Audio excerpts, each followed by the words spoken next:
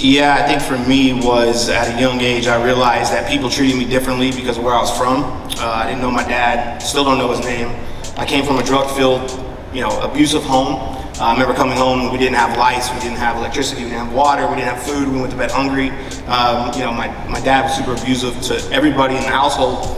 And I realized that I didn't have some of the breaks that other people had. But what I realized at a very young age was I didn't want that life. And I didn't know how I was going to get there, and I didn't know how long it was going to take me, but I realized I didn't want that life at a very young age. But I also realized that my pops wasn't coming to save me. My mom wasn't going to save me. It was going to be up to me. And didn't play professional sports, but I wanted to be a star in my own movie.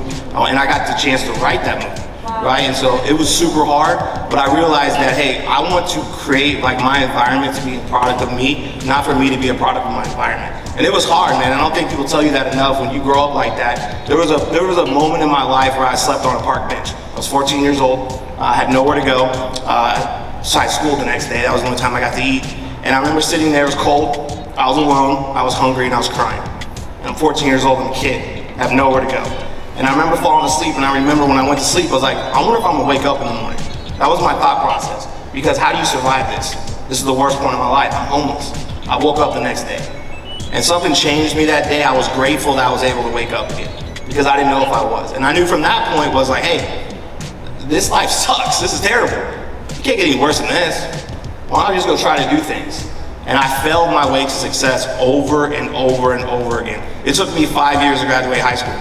People laughed at me. I didn't go to college, people laughed at me. I got fired from multiple jobs, people laughed at me. But it was my goals and dreams, and I think the one thing that helped me through the entire process was I knew exactly what I wanted later in life.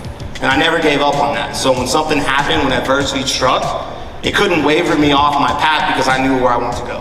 But I knew specifically where I wanted to be, so when something happened, I was like, that's okay, we'll get through this, let's weather this storm, now what? I still gotta be on this path and this journey to where I wanna be. And so your mindset is everything. Don't let people put their shortcomings on you. Don't let them put their insecurities on you. Don't let them tell you what your life can be. It's your life, you live it. It's your book, you write it. What's that?